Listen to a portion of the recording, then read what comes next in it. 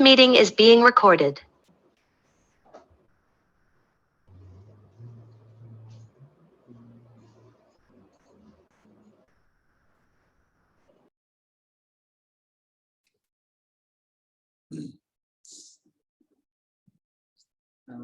हरे कृष्णा। सो आज हम श्रीमद् भागवत की चर्चा पे श्रीमद् भागवत में पहले स्कंद के बारे में बताया था। तो पहले स्कंद के 12वें अध्याय के 23 श्लोक से आगे पढ़ने का प्रयास करेंगे। स्टेज वेदांत तो अवेलेबल नहीं, तो सेवा चलती रहनी चाहिए, इसके लिए प्रयास कर रहे हैं। बिल्कुल। सो मुझसे कुछ त्रुटि हो, मैं पात्र नहीं हूँ, बट त्रुटि हो तो क्षमा कीजिएगा। सो सेड दैट लोग मंगलाचरण करते हैं, उसके बाद आज की चर्चा करते हैं। ज्ञानतिमिरान्धस्य ज्ञानाञ्जनशलाकया चक्षुरुन्मीलितं येन तस्मै श्रीगुरुवे श्रीचैतन्यमनोभीष्टं स्थापितं येन भूतले स्वयं रूपः ददाति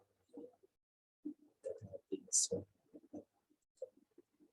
वन्देऽहं श्रीगुरो श्रीयुतपदकमलं श्रीगुरून् वैष्णवांश्च श्रीरूपं साग्रजातं सहगण रघुनाथान्वितं तं सजीवं साद्वैतं सावधूतं परिजनसरितं कृष्ण चैतन्यदेवं श्रीराधा कृष्ण पादा सहगण ललिता श्री विशाखान्वितांश्च हे कृष्ण करुणा सिंधु दीनबंधु जगत्पते गोपेश गोपिका तप्त कांचन गौरांगी राधे वृंदावनेश्वरी विश्वभानुसुते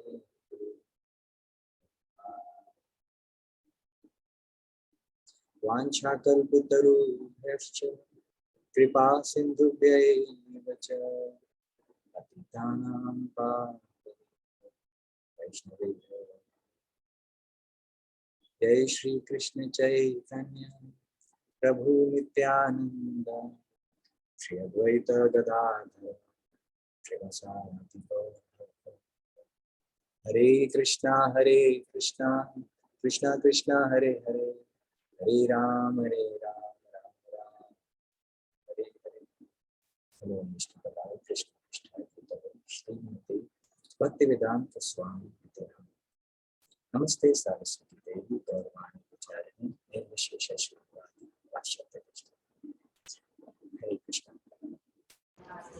हरे कृष्णा। प्रभु जी थोड़ी आवाज कम आ रही है, अगर पॉसिबल है तो हम चेक कर सकते हैं।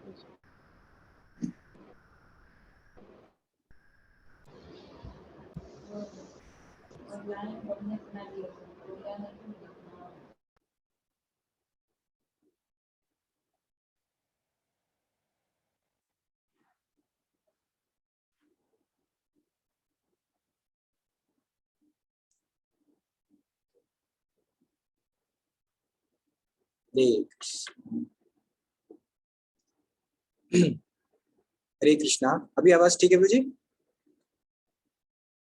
हाँ प्रभु, थोड़ा बेटर हुआ है प्रभु जी। अभी भी कम है? नहीं ठीक है प्रभु जी, अभी तो ठीक आ रहा है ना? ओके ठीक है आ रहा है प्रभु जी, अभी ठीक आ रहा है। मैं थोड़ा लाउडली बोलूंगा। आई एम नॉट श्योर क्या प्रॉब्लम है इनसे। मैं थोड़ा लाउडली बोलने का प्रयास करूंगा। थैंक यू प्रभु। सो पहला स्कंद और 12वां अध्याय और नंबर 23।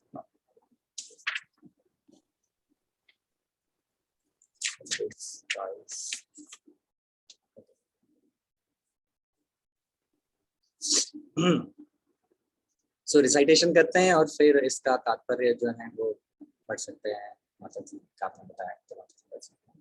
सो श्लोक का रिसाइटेशन करते हैं।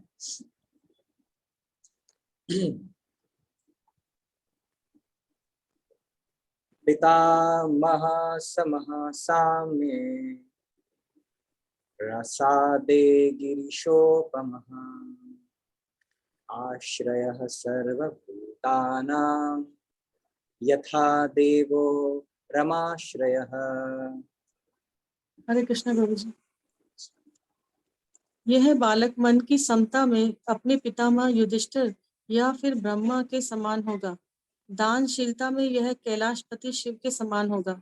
यह देवी लक्ष्मी के भी आश्रय भगवान श्री नारायण के समान सबको आश्रय देने वाला होगा। प्रभु जी तात्पर्य पढ़े। तात्पर्य पढ़ेंगे। हाँ, वैसे तो काफी लंबे हैं तात्पर्य स्टोरी के फॉर्म में। ठीक है, पढ़ सकते हैं। तात्पर्य, महाराज युधिष्ठिर तथा जीवों के पिता में ब्रह्मा दोनों ही मन की समता समदर्शिता के द्योतक हैं। श्रीधर स्वामी के अनुसार पिता में शब्द ब्रह्मा के लिए आया है, किंतु श्री विश्वनाथ चक्रवर्ती के अनुसार पिता में स्वयं महाराज युधिष्ठिर हैं। किंतु दोनों ही प्रकार से यह उपमा समान रूप से उत्तम है, क्योंकि दोनों ही परमेश्वर के जाने माने प्रतिनिधि हैं। अतएव दोनों को ही जीव के कल्याण कार्य में लगे रहने से मानसिक समता बनाए रखनी होती है। शासन के किसी भी सर्वोच्च जिम्मेदार कार्यकारी व्यक्ति को उन्हीं सबके घात सहने पड़ते हैं जिनके लिए वह कार्य करता है। ब्रह्मा की आलोचना गोपियों तक ने की, जो श्री भगवान के महानतम पूर्ण भक्त हैं। गोपियां ब्रह्मा के कार्य से असंतुष्ट थीं, क्योंकि इस ब्रह्मांड विशेष के श्रेष्ठा रूप में उन्होंने पलकें बनाई, जिनके कारण भगवान श्री कृष्ण का दर्शन करने में उन्हें बाधा पहुंचती थी। वे क्षण भर भी पलक झपकाना पसंद नहीं करती थी, क्योंकि इससे उनके परम प्रिय श्री भगवान का दर्शन रुक जाता था। अतएव अन्य व्यक्तियों के विषय में क्या कहा जाए, जो किसी भी उत्तरदायी व्यक्ति के हर कार्य की आलोचना करते रहते हैं। इसी प्रकार महाराज युधिष्ठिर को अपने शत्रुओं द्वारा उत्पन्न की गई अनेक विषम परिस्थितियों का सामना करते रहना होता था, किंतु सभी नाजुक परिस्थितियों में भी वे मानसिक संतुलन पूर्ण रूप में बनाए रहे। अतः मानसिक समता बनाए रखने में दोनों पितामहों का उदाहरण अत्यंत उपयुक्त है। प्रभु जी आगे भी पढ़े। या कंप्लीट कर सकते हैं जी। शिव भिखारियों को दान हेतु देने हेतु विख्यात देवता है, अतः उनका नाम आशुतोष है, जिसका अर्थ है शीघ्रता पूर्वक प्रसन्न होने वाले। वे भूतनाथ भी कहलाते हैं, जिसका अर्थ है सामान्य गवई लोगों के स्वामी, जो उनके प्रति इसलिए आकर्षित होते हैं क्योंकि वे भावी परिणामों का विचार किए बिना उदार वर देते रहते हैं। रावण शिव के प्रति अत्यधिक आसक्त था और वह उन्हें सरलता से प्रसन्न करके इतना शक्तिशाली बन गया कि उसने भगवान श्री राम की सत्ता को चुनौती देना चाहा। निसंदेह जब रावण शिव के आराध्य भगवान श्री राम से लड़ा, तो शिव ने उसकी कोई सहायता नहीं की। शिव ने वृकासुर को ऐसा वरदान दिया था, जो न केवल उपहासास्पद था, अपितु भयावह भी था। शिव की कृपा से वृकासुर इतना शक्तिशाली बन गया कि वह किसी के भी मस्तक पर हाथ रखकर उसे तुरंत नष्ट कर सकता था। यद्यपि शिव ने ही यह वरदान दिया था, किंतु उस चालाक असुर ने शिव के मस्तक का स्पर्श करके इसकी शक्ति का परीक्षण करना चाहा। इस प्रकार शिव को इस मुसीबत से अपनी रक्षा करने हेतु भगवान श्री विष्णु की शरण लेनी पड़ी। भगवान श्री विष्णु ने अपनी माया से वृकासुर को अपने ही मस्तक का स्पर्श करके परीक्षण करने हेतु कहा। उसने वैसा ही किया, जिससे वह नष्ट हो गया, और इस प्रकार यह संसार देवताओं के चालाक याचक के समस्त संकटों से मुक्त हो सका। सबसे आनंददायी बात यह है कि शिव कभी किसी को किसी प्रकार का वरदान देने से मना नहीं करते, अतः वे सर्वाधिक उदार हैं। यद्यपि कभी कभी उनसे ऐसी कुछ भूल हो जाती है। रमा का अर्थ है भाग्य की देवी। उनके आश्रय भगवान श्री विष्णु हैं। भगवान श्री विष्णु समस्त जीवों के पालक हैं। जीव असंख्यक होते हैं, जो न केवल इस ग्रह में रहते हैं, अपितु अन्य लाखों ग्रह में भी रहते हैं। आत्म साक्षात्कार के मार्ग पर अग्रसर होने हेतु उन सबको जीवन की समस्त सुविधाएं प्रदान की जाती हैं, लेकिन इंद्रिय तृप्ति के मार्ग में वे माया के कारण कठिनाई में फंस जाते हैं। अतः वे आर्थिक विकास की मिथ्या योजना के मार्ग पर जाते हैं। ऐसा आर्थिक विकास कभी सफल नहीं होता, क्योंकि ये भ्रामक है। ये लोग सदैव भ्रामक लक्ष्मी देवी के पीछे पीछे लगे रहते हैं, लेकिन ये लोग यह नहीं जानते कि लक्ष्मी जी केवल भगवान श्री विष्णु के संरक्षण में ही रह सकती हैं। भगवान श्री विष्णु के बिना लक्ष्मी जी कोरी माया है। अतएव हमें प्रत्यक्ष रूप से लक्ष्मी जी का आश्रय न ढूंढकर भगवान श्री विष्णु का आश्रय लेना चाहिए। केवल भगवान श्री विष्णु तथा उनके भक्त ही सबको आश्रय प्रदान कर सकते हैं। और चूंकि महाराज परीक्षित ही रक्षा स्वयं भगवान श्री विष्णु कर रहे थे, अतएव यह सर्वथा संभव था कि वे अपने शासन में रहने वाले सबको पूरा पूरा संरक्षण प्रदान कर सके।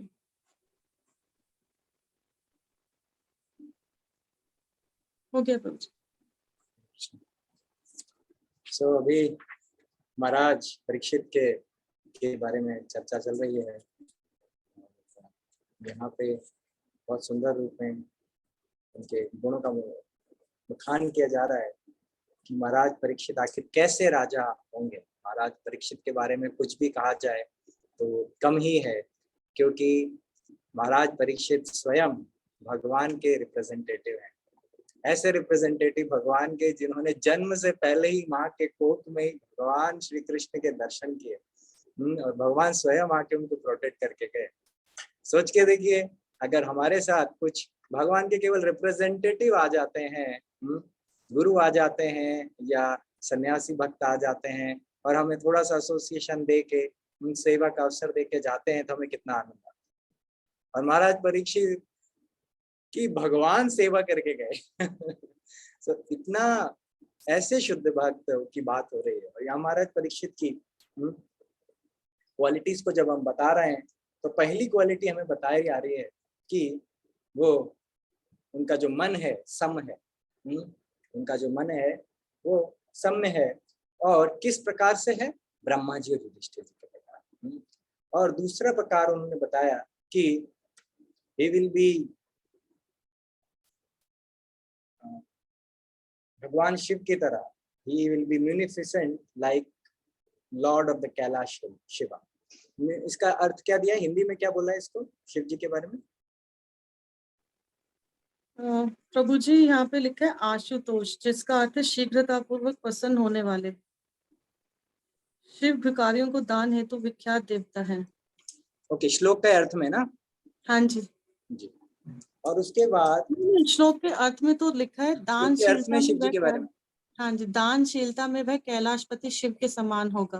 कार्यशीलता, दानशीलता, दानशीलता ना, वही ठीक है। सो charity and he will be a resort of everyone like supreme personality of Godhead Narayan, who is even the shelter of goddess of fortune Rama Devi की यहाँ बात है। तो तीन प्रकार से हमें महाराज परीक्षित को कंपेयर किया जा रहा है। किनसे कंपेयर किया जा रहा है? देखिए, महाराज परीक्षित जैसे शुद्ध भक्त को तीन भक्तों से तुलना की जा रही है।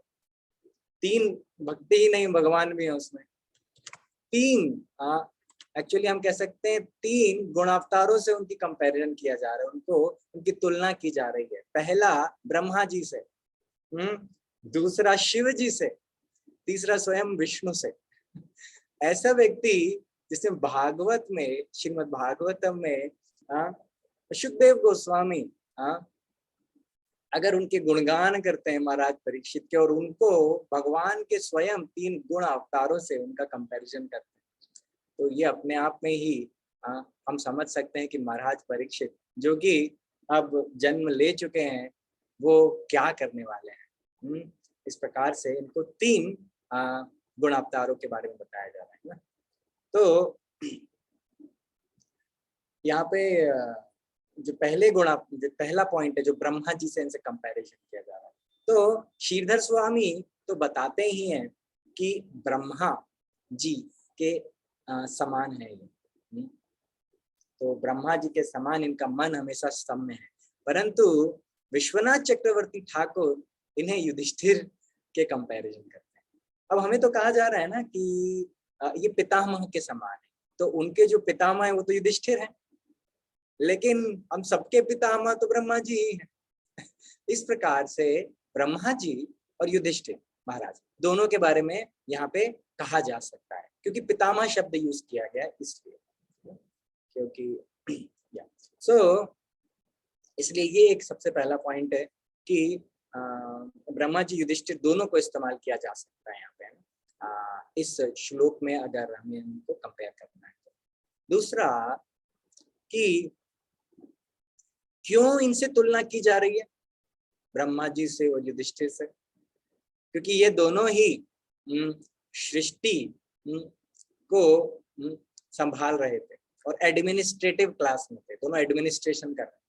तो एडमिनिस्ट्रेशन के हिसाब से देखा जाए तो ये दोनों ही टॉप एडमिनिस्ट्रेटर थे। और कैसे एडमिनिस्ट्रेशन कर रहे थे ये लोग, तो इनके जब भी अब घर में देख लीजिए, घर के अंदर देखें तो जो घर का मुखिया होता है, कुछ भी गलती होती है ना तो उसकी जिम्मेदारी उसके ऊपर ही आती है लेकिन अगर कुछ अच्छा होता है तो सब मिलके बांट लेते हैं उसको है ना। तो घर में अगर मिठाई आई है तो सब बांटेंगे, लेकिन अगर गालियां पड़ रही होंगी तो एक ही खा रहा होगा कि तुम्हारी जिम्मेदारी है, तुम्हें करना चाहिए था।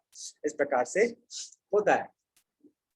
तो अब जो पूरी सृष्टि का एडमिनिस्ट्रेशन कर रहे हैं, या युधिष्ठिर महाराज पूरे हमारे इस पृथ्वी लोक का एडमिनिस्ट्रेशन कर रहे थे, तो ऐसी परिस्थिति में उनके साथ बड़ी विषम परिस्थितियां आ सकती हैं और आई थी।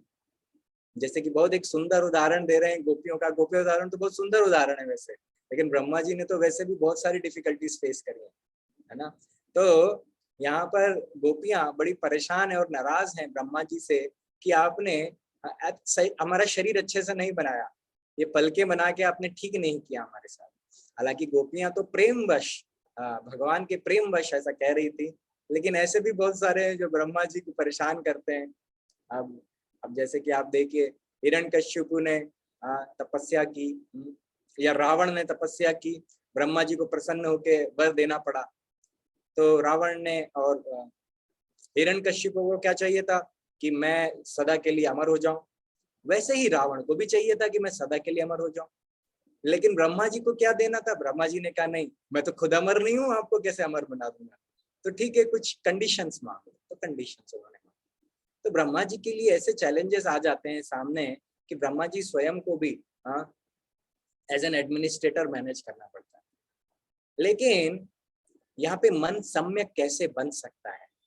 आप सभी अपने जीवन में कोई ना कोई एडमिनिस्ट्रेशन कर रहे होंगे, चाहे आप अपने परिवार को संभाल रहे होंगे, चाहे अपने खुद के कार्यों को संभाल रहे होंगे, चाहे अपने ऑफिस को, चाहे अपने बिजनेस को, किसी भी प्रकार से अपनी पढ़ाई को संभाल रहे होंगे।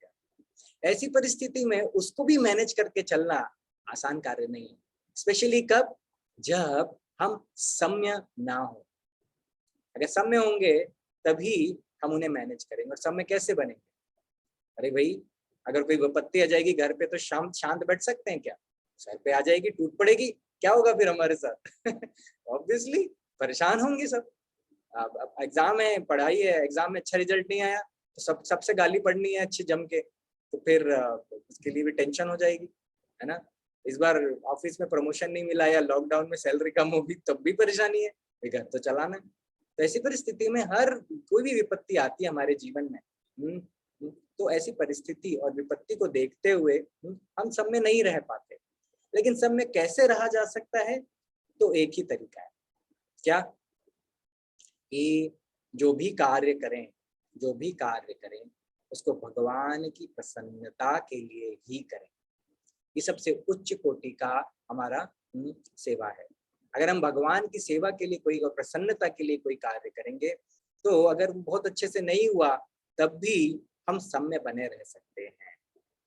तो ये एक इम्पोर्टेंट पॉइंट था कि इनका जो कंपैरिजन है ब्रह्मा जी और युधिष्ठिर महाराज से किया जा रहा है। और क्यों किया जा रहा है? क्योंकि ये सम्य रहते थे, अपनी कठिन से कठिन परिस्थिति में भी ये सम्य रहते थे। और हम सम्य कैसे रह सकते हैं? तो हमें समझना चाहिए अपने जीवन में कि फलों से आसक्ति ना हो कि मेरे को रिजल्ट, ऐसा ही रिजल्ट चाहिए, इतना ही लक्ष्मी चाहिए, इतना ही सैलरी चाहिए, या घर में मैं चाहता हूँ ऐसा ही हो। नहीं, रिजल्ट से अटैच नहीं होना है। सब कुछ भगवान की सेवा। कभी ऊंच नीच हो जाती है, रिश्तों में कुछ हो जाती है। आज एक भक्त बोले, प्रभु जी ये बात मुझे अच्छी नहीं लगी। तो मैंने उनसे कहा, प्रभु जी आप थोड़ा सा मनन करिए, अगर आपको फिर भी अच्छा नहीं लगा तो मैं आके क्षमा मांग लूंगा आपसे, उसमें क्या है? सिंपल। तो हमें चीजों को अभी थोड़ी देर पहले हुआ मैं शेयर कर रहा हूँ, तो ऐसे होती रहती है लाइफ में प्रॉब्लम, तो हमें सब में कैसे बनना, ये एक तरीका है। तो आगे बढ़ते हैं। दूसरा कि शिव जी, कैलाश पे रहने वाले शिव जी, इनसे कंपैरिजन हो रहा है कि इतने दयावान, चैरिटी मतलब कितने दयावान है कि वो मतलब दान में क्या सब कुछ दे सकते हैं। तो परीक्षित महाराज को ऐसे शिव जी से कंपैरिजन किया जा रहा है। अब सोच के देखिए कि शिव जी ने क्या किया। शिव जी स्वयं आशुतोष हैं, कृपा के सागर हैं, इतने दयालु हैं कि कोई भी नालायक से नालायक व्यक्ति अगर शिव जी से आके कुछ भी मांग लेता है तो शिव जी दे। ऐसे में क्या करना चाहिए हमें तो शिव जी से मांगना चाहिए, हमें भी मिल जाएगा कितना आसान तरीका है। लेकिन शिव जी से मांगना है तो क्या मांगना है, बस भक्त जो होते हैं सुमेधा सा होते हैं, बुद्धिमान होते हैं, तो भक्तों को पता है क्या मांगना चाहिए। क्या मांगना चाहिए आप लोग जानते हैं ना? कौन बताएंगे आप में से कि क्या मांगना चाहिए भगवान से, शिव जी से? हाँ, कोई आप में से एक बता सकते हैं क्या मांगना चाहिए शिव जी से? रवि कुमार सुमन माता जी हैं, हाथ ऊपर कर रहे हैं, ठीक है आप बताइए। अच्छा अनम्यूट करना है आपको ना, अब देखिए अनम्यूट। सेवा। जी हरे कृष्णा, बताइए। हरे कृष्ण प्रभु जी। कृष्ण भक्ति। मेरे पे कर जा रहे हैं पापा। हाँ तो आवाज क्लियर नहीं हो पाया मुझे, फिर से बोलो।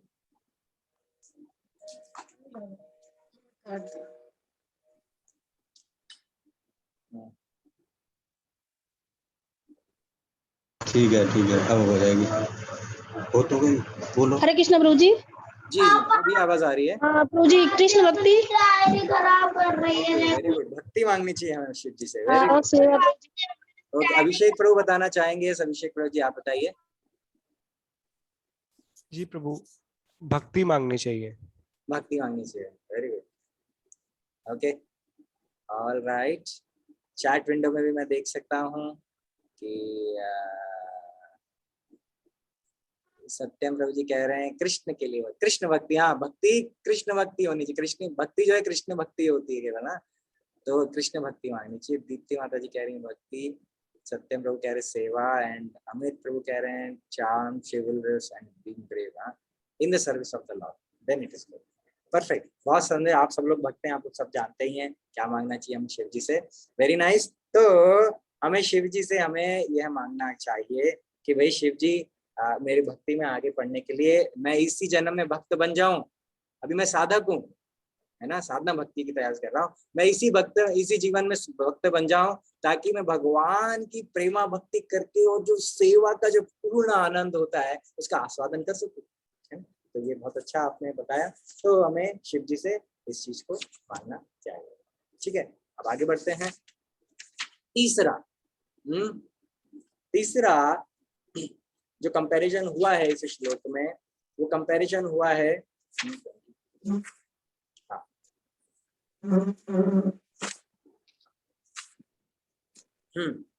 तो भगवान and he will be resort of everyone like supreme personality of Godhead Narayana who is even the shelter of God।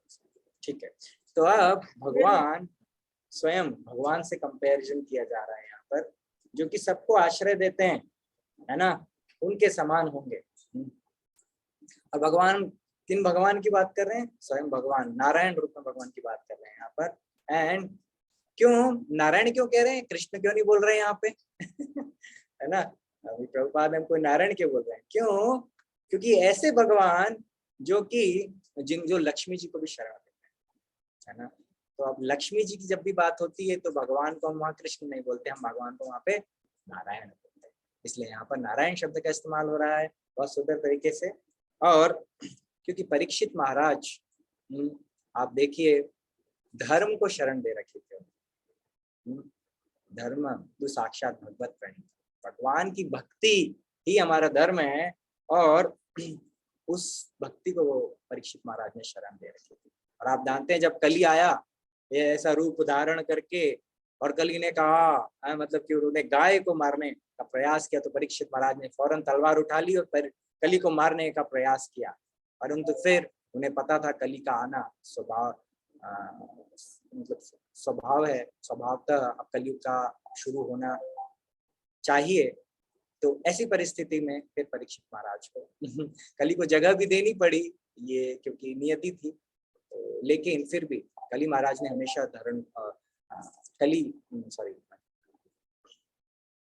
Parikshit महाराज ने स्वयं धर्म को शरण दे रखी, भगवान के समान। तो इस प्रकार से हम ब्रह्मा जी, शिव जी और नारायण स्वयं से कंपैरिजन परीक्षित महाराज का हो रहा है। अब देखिए ऐसे भक्त और भगवान के शुद्ध भक्त में कोई अंतर नहीं है ना, उनके नाम गुण रूप लीला सब एक ही होता है।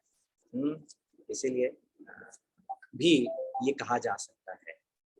अच्छा, चलिए अब आगे चलते हैं अगले श्लोक पर, श्लोक नंबर 24।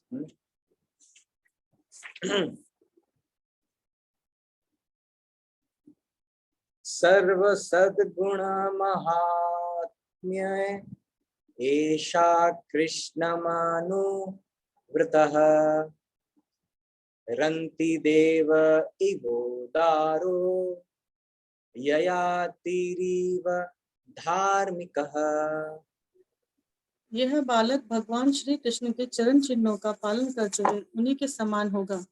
उदारता में यह राजा रंती देव के समान तथा धर्म में यह महाराज ययाति की तरह होगा।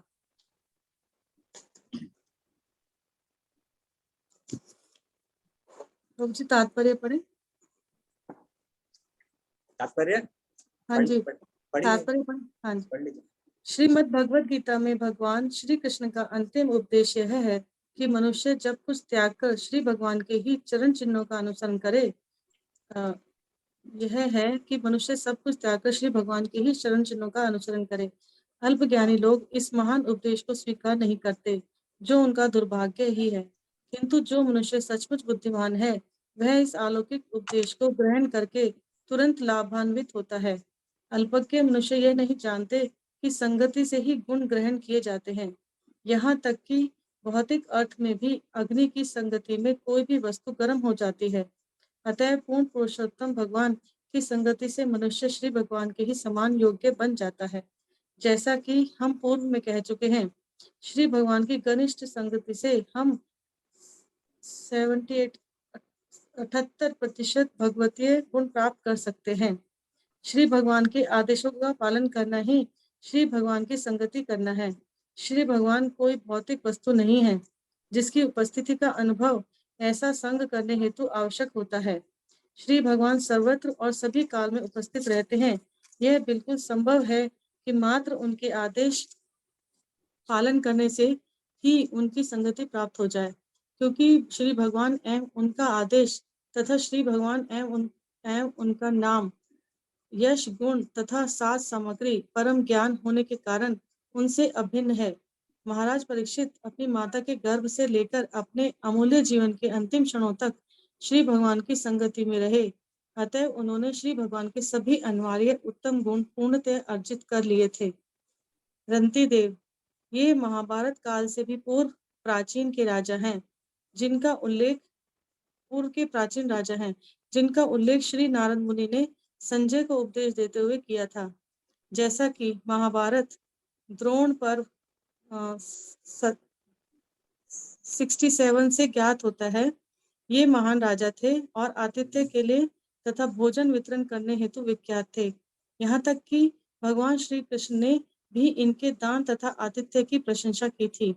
वशिष्ठ मुनि को शीतल जल प्रदान करने के कारण उन्हें उनसे वर प्राप्त हुआ, जिससे वे स्वर्गलोक गए। वे ऋषियों को फल, कंद तथा पत्तियां पहुंचाया करते थे, जिससे इच्छा पूर्ति होने के कारण वे आशीष दिया करते थे। यद्यपि वे जन्म से क्षत्रिय थे, किंतु उन्होंने अपने जीवन में कभी भी मांस भक्षण नहीं किया। उन्होंने वशिष्ठ मुनि का विशेष आतिथ्य किया और उनके आशीर्वाद से ही उन्हें स्वर्ग लाभ हुआ। वे उन राजाओं में से एक हैं जिनका स्मरण हर प्रातः तथा संध्या समय किया जाता है।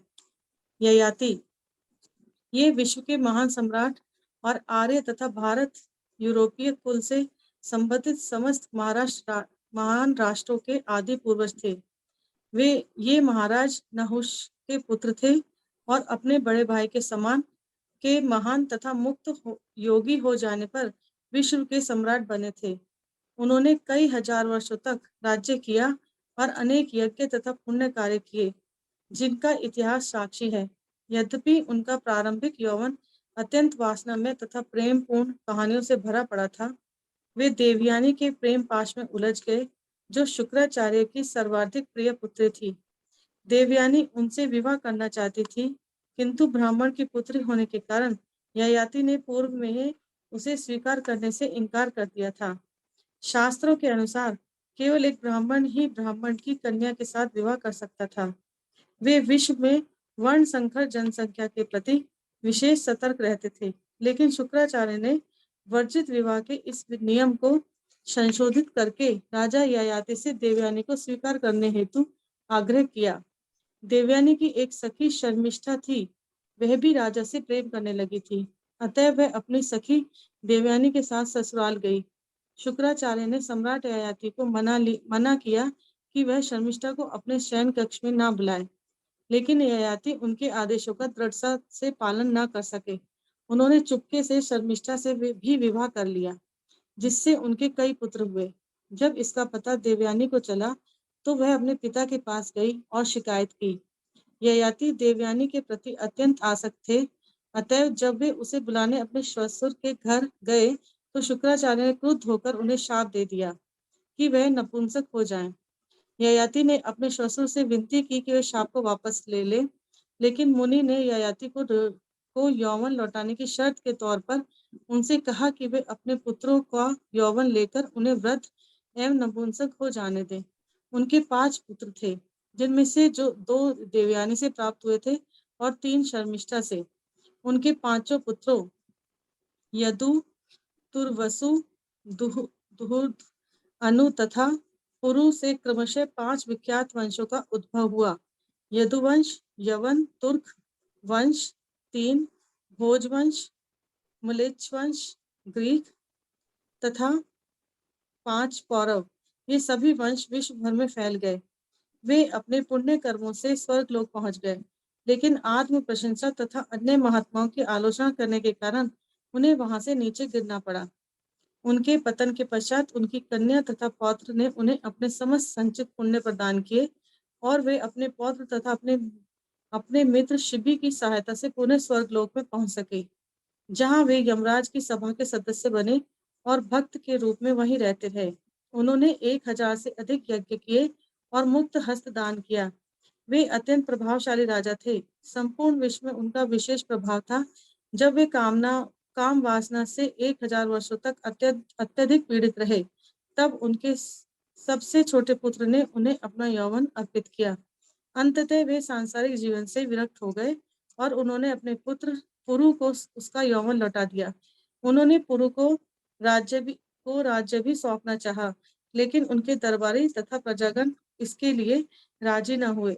किंतु जब उन्होंने उनसे राजा पुरु की मानता का बखान किया तो वे उसे राजा स्वीकार करने हेतु राजी हो गए और इस प्रकार सम्राट ययाति ग्रस्त जीवन से विरक्त होकर गृह त्याग कर वन चले गए। प्रभु जी हो गया। तो यहाँ पे महाराज परीक्षित का अगेन कंपैरिजन हो रहा है। अभी बच्चे हैं, छोटे से खेल रहे हैं, को माँ के खिला रही है जरा से, अभी दूध पीते बच्चे हैं, उनके बारे में ये सब बताया जा रहा है कि 3 राजाओं से यहाँ पे अगेन कंपैरिजन हो रहा है। स्वयं भगवान कृष्ण, महाराज रंतिदेव और महाराज ययाति। तो अब इससे हम क्या सीख सकते हैं? पहला, भगवान श्री कृष्ण से कि भगवान कृष्ण के साथ इनका कंपैरिजन हो रहा है ना। तो मतलब करीब भगवान जैसे ही थे, है ना, मतलब करीब करीब भगवान कृष्ण जैसे ही होंगे, ऐसा बताया गया है ना। सो ऐसा क्यों? प्रभुपाद हमको तात्पर्य के माध्यम से एक बड़ी अच्छी चीज बता रहे हैं। पहला कि संग कितना इंपॉर्टेंट है हमारे जीवन में। हम किस प्रकार के, अभी आपने सबने कहा शिव जी से क्या मांगना है, बोले भक्ति मांगेंगे। अरे हमने दोबारा पूछा अभी क्या मांगोगे, हम भगवान कृष्ण की भक्ति मांगेंगे।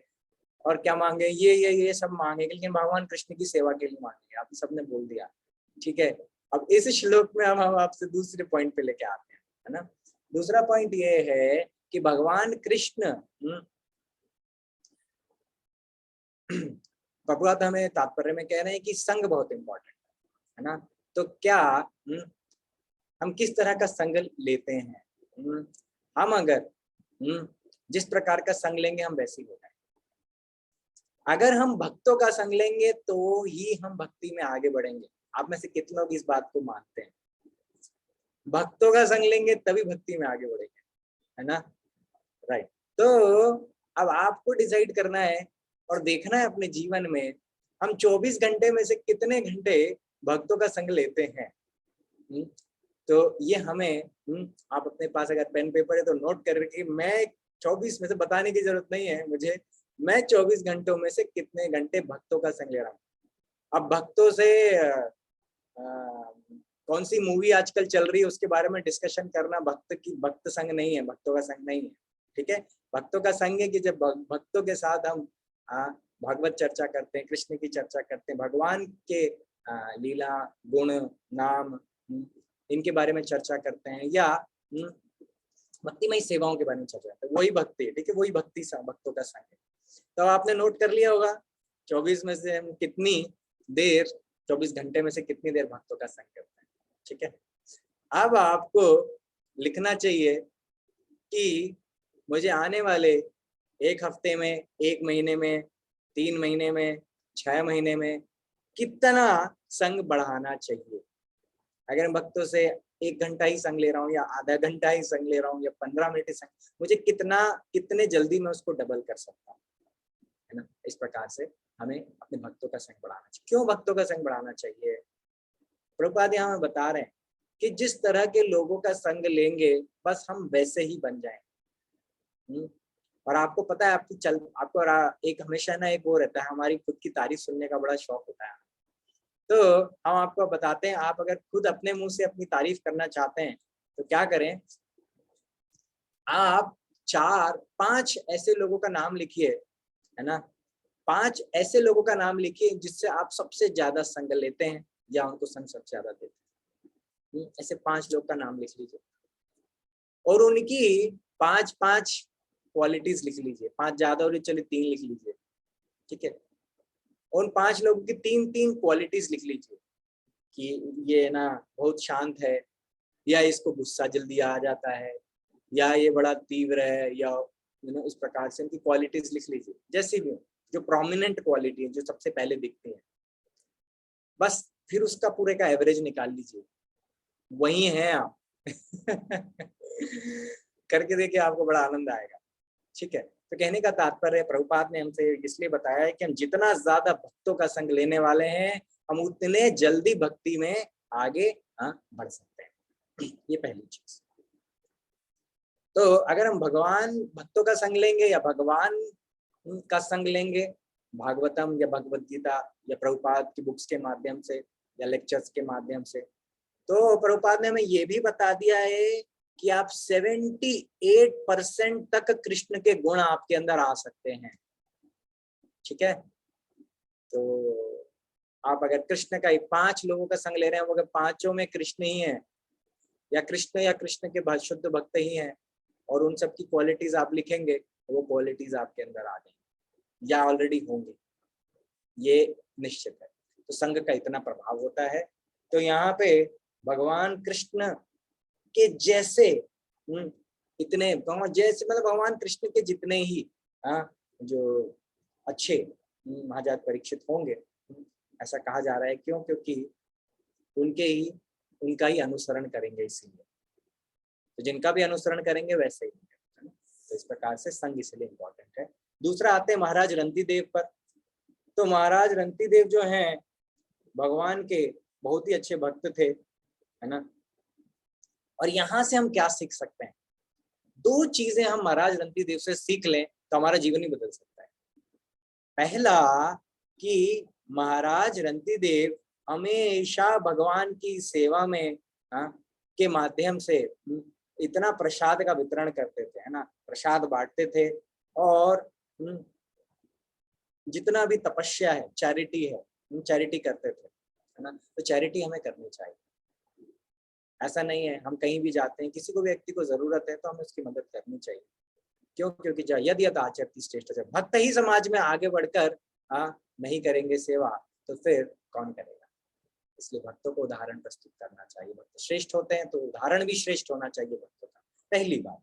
दूसरी बात कि महाराज रणधीर से हम सीख सकते हैं कि उन्होंने कितनी सुंदर वैष्णव सेवा करी। मात्र उस वैष्णव सेवा करने से वो उच्च कोटि के लोगों तक पहुंच गए। और क्या सेवा करी वैष्णवों की? देखिए, वशिष्ठ मुनि आए तो उनको जल पिलाया, उनको जो भी खाना पीने की व्यवस्था थी। अब संत लोग क्या खाएंगे? फल खाएंगे, जड़ें खाएंगे, पत्ते खाएंगे, पत्रम पुष्पम फलम, बस यही तो खाएंगे। तो हमको यही तो उनको भगवान को भोग लगा के उनको प्रसाद खिलाना है, बस इतनी सी बात है। तो महाराज रणधीर ने बहुत अच्छे से वशिष्ठ मुनि की और अन्य साधुओं की बहुत प्रेम से सेवा करी।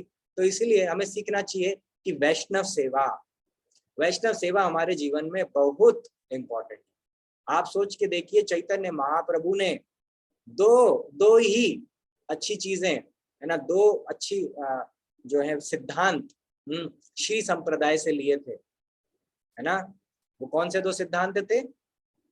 पहला वैष्णव सेवा और दूसरा ज्ञान कर्मादि अनावृतम। तो जो पहली चीज है वैष्णव सेवा, ये हमें सीखनी चाहिए महाराज रणधीर से। उन्होंने वैष्णव सेवा करी और उनकी इतनी सुंदर भक्तिमय प्रायस एक्टिविटी, भक्तिमय पुण्य इतने बड़े कि वो उच्च लोगों तक पहुंचे और वो भक्तिमय सेवा में लगे, है ना। तो ये दो चीजें हमें महाराज रणधीर से सीखनी चाहिए। अच्छा, और तीसरा महाराज ययाति। महाराज ययाति से क्या सीखना चाहिए? तो महाराज ययाति से हमें सीखने को बहुत इंपॉर्टेंट चीजें मिलती हैं। पहला, महाराज ययाति ने अपने उदाहरण से प्रस्तुत किया है कि इंसान को भौतिक आसक्तियों में समय बर्बाद करना चाहिए, है ना है ना, भौतिक आसक्तियों में समय बर्बाद करना चाहिए। सही बोल रहा हूँ ना मैं? नहीं बोल रहा हूँ? ठीक है। तो हमें भौतिक आसक्तियों में अपना समय बर्बाद नहीं करना चाहिए। जितनी जल्दी से जल्दी हो हमें ज्ञान कर्मादि अनावृतम, ज्ञान और कर्म से अनावृत होने का प्रयास करना चाहिए। और शुद्ध भक्ति में वही कर्म होते हैं, लेकिन शुद्ध भक्ति में करने का प्रयास करना चाहिए, पहली चीज। दूसरी चीज कि महाराज ययाति ने फाइनली सांसारिक गतिविधि को छोड़ के भगवान की भक्ति को चुना। हमें से कितने लोग ये डिसाइड कर रहे हैं कि हम इस उम्र में पूर्ण रूप से भगवान की सेवा में लग जाएंगे? महाराज ययाति ने लेट ही सही लेकिन किया। हम कब से शुरू करना चाहते हैं ये हमें नोट करना चाहिए। तो अपने पेपर पर नोट कर लीजिए, मैं जब इस उम्र का हो जाऊंगा तो मुझे पूर्ण रूप से भगवान की सेवा ही करनी और कुछ नहीं करना है। अभी जीवन के पालन के लिए, पेट के पालन के लिए, जो भी हम कहते हैं, ठीक है, हम जो भी करें, लेकिन हमें उसको नोट करना चाहिए। और ठीक है, प्रयास करना चाहिए, अगर हो सके तो बेस्ट है कि हमें उसके हिसाब से करें। ठीक है, तो ये क्वालिटी, दो क्वालिटीज हम महाराज ययाति से सीख लेते हैं यहाँ पे, और फिर आगे बढ़ते हैं। और प्रभुपाद ने तो पूरा डायनेस्टी भी बताई है, कैसे ग्रीक्स आए, कैसे टर्क डायनेस्टी आई, पूरे विश्व में जितने भी साम्राज्य स्थापित हुए वो उसका शुरुआत यहीं से हुआ था। उसमें से दो उदाहरण प्रभुपाद ने यहाँ पे अपने तात्पर्य के माध्यम से हमें दिया। चलिए आइए 25वें श्लोक पे चलते हैं। सो 25वां श्लोक है, धृत्या बलि समः कृष्णे प्रहलाद इव सद्ग्रह आहर्तैषो अश्वमेधानां वृद्धानां पुर्युपासकः। यह बालक धैर्य में बलि महाराज के समान होगा और प्रहलाद महाराज के समान श्री कृष्ण का अनन्य भक्त। यह अनेक अश्वमेध यज्ञ को संपन्न करने वाला तथा वृद्ध एवं अनुभवी व्यक्तियों का अनुयायी होगा। तात्पर्य, बलि महाराज ये श्री भगवान की भक्ति के 12 ज्ञानियों महाजनों में से एक हैं। ये भक्ति के महान अधिकारी इसलिए बने क्योंकि श्री भगवान को प्रसन्न करने हेतु इन्होंने सर्वस्व न्यौछावर कर दिया था और अपने तथाकथित गुरु से संबंध विच्छेद कर लिया था, क्योंकि गुरु ने श्री भगवान की सेवा में सर्वस्व न्यौछावर करने में बाधा उत्पन्न की थी। धार्मिक जीवन की सर्वोच्च सिद्धि बिना किसी कारण के या किसी प्रकार के सांसारिक व्यवधान के भगवत भक्ति की अहेतु की व्यवस्था प्राप्त करना है।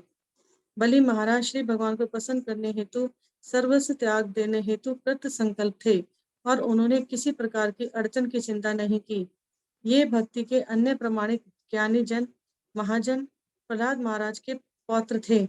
बलि महाराज तथा भगवान श्री विष्णु वामन देव के साथ उनके व्यवहार की कथा श्रीमद् भागवतम के 8वें स्कंद अध्याय 11 से 24 में वर्णित है। प्रहलाद महाराज वे भगवान श्री कृष्ण श्री विष्णु के महान भक्त थे। सब अभी वे मात्र 5 वर्ष के ही थे कि उनके पिता हिरण्यकश्यप ने श्री भगवान का अनन्य भक्त होने हेतु उन्हें कठोर दंड दिया। वे हिरण्यकश्यप के प्रथम पुत्र थे और उनकी माता का नाम कयादु था। प्रहलाद महाराज महाभागवत थे क्योंकि उन्होंने अपने पिता का वध भगवान श्री नरसिंह देव के हाथों होने दिया। इससे यह दृष्टांत प्रस्तुत हुआ कि यदि भक्ति मार्ग में पिता बाधक बने तो उसे भी भक्ति के पद से दूर कर देना चाहिए। उनके 4 पुत्र थे। सबसे बड़े पुत्र विरोचन के पुत्र रूप में बलि महाराज हुए, जिनका वर्णन ऊपर किया गया है। प्रहलाद महाराज के कार्यकलापों का वर्णन श्रीमद् भागवतम के 7वें स्कंद में मिलता है।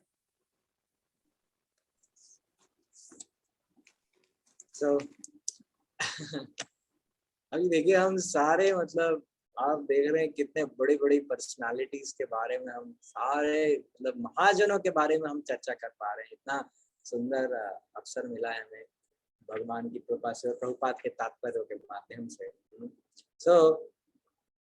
यहाँ पे अब बताया जा रहा है कि वो जो बच्चा है परीक्षित महाराज कैसे होंगे, बलि महाराज के समान होंगे, प्रहलाद महाराज के समान होंगे। अति उत्तम, मतलब ये दोनों महाजन, एक लाइन से दोनों महाजन है ना। तो बताइए, आपसे प्रश्न पूछूंगा मैं। बलि महाराज महाजन थे और भक्ति की कौन से अंग को विशेष प्रकार से हम याद करके बलि महाराज को याद करते हैं? कौन बताएंगे? विजेता माता जी बताएंगे, इन्होंने हाथ ऊपर किया है। हरे कृष्ण प्रभु जी, धन्यवाद प्रणाम। मुझे लग रहा है दान और समर्पण भाव। हाँ, आत्मसमर्पण, राइट, ठीक है। और प्रहलाद महाराज भक्ति के किस अंग को दर्शाते हैं?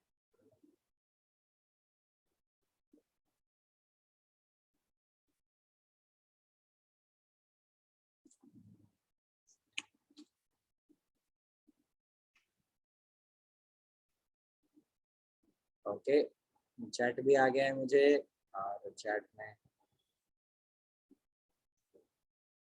राधानंदन प्रभु जी बता रहे स्मरण, वेरी नाइस, थैंक यू। सो विष्णु स्मरणम, हाँ, भगवान को स्मरण करना है तो किसको याद करना चाहिए? भगवान स्मरण में रहें तो प्रहलाद महाराज से प्रार्थना करनी चाहिए। महाजन है वो हमें दे सकते हैं। और बलि महाराज सब कुछ भगवान की सेवा में भगवान के लिए समर्पित कर दिया। समर्पित मतलब सब कुछ, मतलब कितना सब कुछ? पूरा राज्य, क्षत्रिय थे, पूरा राज्य समर्पित कर दिया। दूसरा राज्य के साथ साथ अपना पूरा अहंकार, अपना मन बुद्धि अहंकार का सारा समर्पण कर दिया। तीसरा अपना जो शरीर था उसका भी समर्पण कर दिया, है ना। तो ये 3 प्रकार के उन्होंने पूर्ण समर्पण किए, है ना। तो इसीलिए अगर हमें सीखना है बलि महाराज से हम सीख सकते हैं। अब हम विचार करें कि हम बलि महाराज से सीख के हम एक्चुअली में करना क्या चाहते हैं अपने जीवन में, है ना। हम करना क्या चाहते हैं? हम भगवान को पूर्ण रूप से, उन्होंने अपना पूरा जो कुछ था, उनका राज्य, परिवार, जो कुछ भी उनके हाथ में था, जो कुछ भी था, उनकी संपत्ति, उन्हें सब कुछ भगवान को दान किया।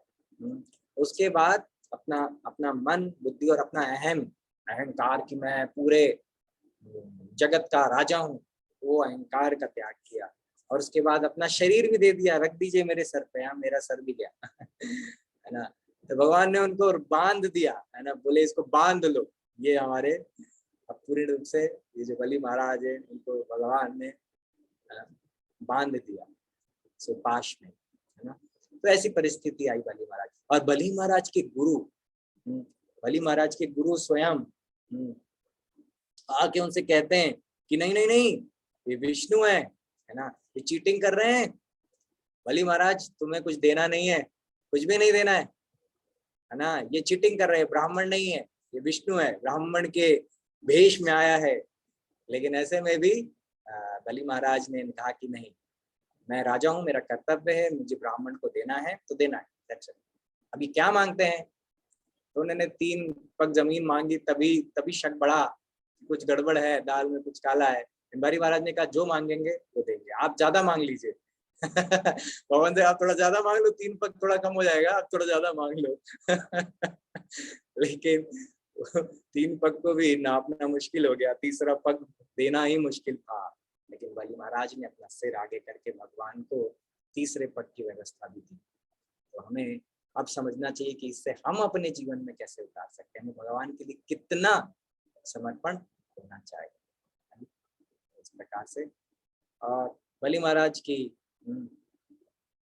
जो एक विशेष क्वालिटी है कि वो प्रहलाद महाराज के ही पौत्र थे, है ना। तो प्रहलाद महाराज भी बड़े प्रसन्न हुए कि उन्होंने जिस प्रकार से भगवान में समर्पण अपना किया, जो शुरू में दिख नहीं रहा था लेकिन पूर्ण रूप से हुआ, तो प्रहलाद महाराज भी बड़े प्रसन्न हुए। तो उनके खुद के पौत्र थे बलि महाराज। ये बलि महाराज के अंदर वो क्वालिटीज थी, अंदर से क्वालिटीज थी अंदर। अच्छा, अब आते हैं प्रहलाद महाराज पे। प्रहलाद महाराज से सीखना चाहिए हमें कि वैसे भगवान को याद कैसे किया जा सकता है। जब प्रहलाद महाराज के पिताजी उनको पहाड़ से नीचे फेंकवा देते हैं, तब भी भगवान को याद कर रहे हैं, एकदम ऐसे पैराशूट की तरह नीचे गिर रहे हैं ट्राई मत करना अभी हमें थोड़ा समय लगेगा, है ना। दूसरा, उनकी खुद की होलिका जो है, उनकी खुद की बुआ उनको जला देती हैं, उनको लेके बैठ जाती हैं, है ना, लेकिन फिर भी वो उनको नहीं जला पाती। और आखिरी में फिर उनकी स्वयं के उनको पिताजी स्वयं ही उन्हें मारने पे आ जाते हैं कि अब तो मैं जान से ही मार दूंगा। तो भगवान नरसिंहदेव खुद ही आ जाते हैं प्रहलाद महाराज की रक्षा के लिए। ऐसे उच्च कोटि के भक्तों से परीक्षित महाराज की तुलना की जा रही है ना। तो इसीलिए हमें समझना चाहिए कि परीक्षित महाराज के माध्यम से श्रीमद् भागवतम हम तक पहुंची है, तो क्या पर्सनालिटी होंगे, क्योंकि भागवतम तो भी पहले स्कंद के आगे खुल रहा है धीरे धीरे। तो हम इस प्रकार से समझने का प्रयास करें कि आगे जो भी कथाएं हम सुनने वाले हैं वो किसने किसको सुनाई थी और किसको सुनाई थी। स्वयं भगवान कृष्ण के जैसे थे, स्वयं बलि महाराज प्रहलाद महाराज के जैसे थे, स्वयं ययाति, है ना, के जैसे थे, ब्रह्मा विष्णु और शिव जी के जैसे थे क्वालिटीज। ऐसे व्यक्ति की चर्चा है, ठीक है। तो यहाँ पर हम देखते हैं, अगले श्लोक पे आते हैं, 26वां श्लोक। राजर्षीणां जनयिता शास्ता चोत्पथगामिनां निग्रहीता कलेरिषा भुवो धर्मस्य कारणात्।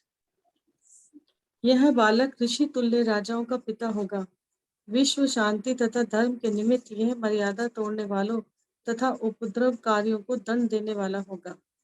तात्पर्य, संसार में सबसे विलक्षण व्यक्ति श्री भगवान का भक्त होता है। ऋषिगण प्रज्ञावान व्यक्ति कहलाते हैं और ज्ञान की विविध शाखाओं के लिए भिन्न भिन्न प्रकार के प्रज्ञावान व्यक्ति होते हैं। अतएव जब तक राजा या किसी राज्य का अध्यक्ष सबसे बुद्धिमान व्यक्ति नहीं होता, तब तक वह राज्य के सभी प्रकार के बुद्धिमान व्यक्तियों को वश में नहीं रख सकता। महाराज युधिष्ठिर के कुल की राशि परंपरा के से समस्त राजा बिना किसी अपवाद के अपने काल के सर्वाधिक विलक्षण व्यक्ति थे। और ऐसी ही भविष्यवाणी महाराज परीक्षित तथा उनके होने वाले पुत्र महाराज जन्मेजय के विषय में की जा रही थी। ऐसे प्रज्ञावान राजा ही मर्यादा तोड़ने वालों को दंड देने वाले तथा कली अर्थात या झगड़ालू तत्वों के विच्छेदक बन सकते हैं। जैसा कि अगले अध्याय से स्पष्ट हो जाएगा, महाराज परीक्षित मूर्तिमंत कली का वध करना चाहते थे, क्योंकि वे शांति तथा धर्म की प्रतीक गाय को मारने का प्रयत्न कर रहा था। कली के लक्षण है सुरा, स्त्रियां, धृत क्रीड़ा तथा पशुवध घर। समस्त राज्यों के बुद्धिमान शासकों को महाराज परीक्षित से शिक्षा ग्रहण करनी चाहिए कि किस प्रकार उन मर्यादा भंग करने वालों तथा उपद्रव करने वालों का दमन करके शांति तथा नैतिकता स्थिर रखी जाती है, जो सुरा, सुंदरी, धृत क्रीड़ा तथा नियमित रूप से चलाए जा रहे पशुवध केंद्रों से मिलने वाले मांस का सेवन करते हैं।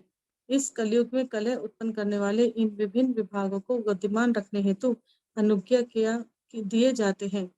तो ऐसे राज्य में शांति तथा नैतिकता की आशा किस प्रकार की जा सकती है? अतएव राजनेताओं को श्री भगवान की भक्ति द्वारा अनुशासन को भंग करने वालों को दंड देकर तथा कलह के लक्षणों का उन्मूलन करके समझदार बनने के सिद्धांतों का पालन करना चाहिए। यदि हम प्रज्वलित अग्नि चाहते हैं तो सूखे ईंधन का प्रयोग करना पड़ेगा, क्योंकि प्रज्वलित अग्नि तथा गीले ईंधन का मेल नहीं होता। शांति तथा नैतिकता वहीं फल फूल सकती है जहां महाराज परीक्षित तथा उनके अनुयायियों के सिद्धांतों का पालन होता हो। तो यहाँ से हम 3 बहुत अच्छी चीजें सीख सकते हैं इस श्लोक से और प्रभुपाद के माध्यम से।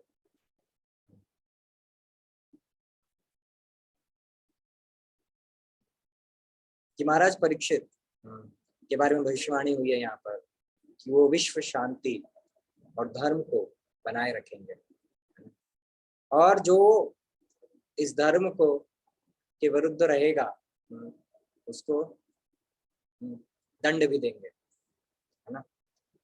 तो इस प्रकार से तो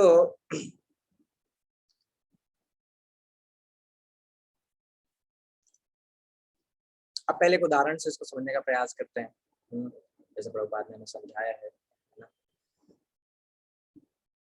अब मान लीजिए घर की बागडोर जो है, हम कहते हैं घर का एक मुखिया है, जो घर में जो सबसे बड़ा सदस्य है ना, उसके हाथ में होती है घर की बागडोर। अब वो व्यक्ति है जो घर चला रहा है, या फिर घर में बड़े बूढ़े जो होते हैं, पहले जो हुआ करते थे, आजकल घरों में ज्यादा बड़े बूढ़े लोग होते नहीं है तो लेकिन भक्तों के घर में तो रहते ही हैं अभी भी, है ना। सो जो बड़े बूढ़े लोग होते हैं उनके हाथ में दी जाती थी घर की बात, और उनसे पूछ के सारे कार्य किए जाते थे, है ना। क्यों? उसका कारण यहाँ पे प्रभुपाद ने हमें बताया कि जो राजा है, एक परिवार के लिए जो सीनियर मेंबर है वो राजा है और बाकी सब प्रजा है। इस प्रकार से अगर वो सबसे बुद्धिमान व्यक्ति होगा तभी वो घर को अच्छे से सुचालित ढंग से चला पाएगा।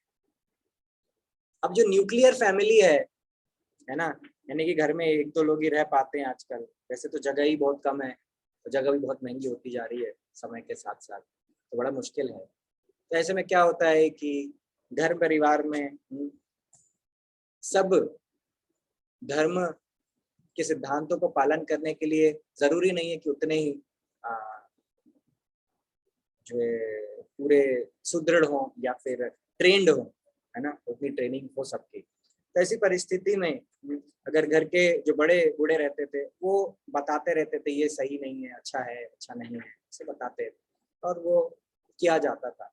बट जैसे जैसे फैमिलीज छोटी होती जा रही है, न्यूक्लियर फैमिलीज होती जा रही है, और न्यूक्लियर में भी अभी और भी फर्दर न्यूक्लियर हो जा रहा है। जैसे कि आजकल तो माँ बाप भी बच्चों के साथ नहीं रहते, बच्चे जैसे कुछ कमाने लगते हैं वो भाग जाते हैं तो अपना अलग रहते हैं।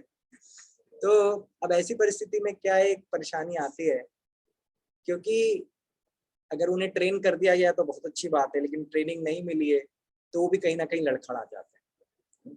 तो इसीलिए घर को चलाने के लिए भी सबसे समझदार व्यक्ति जो है उसकी आवश्यकता है, उससे सलाह लेनी चाहिए और उसके कहने के अनुसार चीजों को बेस्ट संयम बैठा के करने का प्रयास करना चाहिए।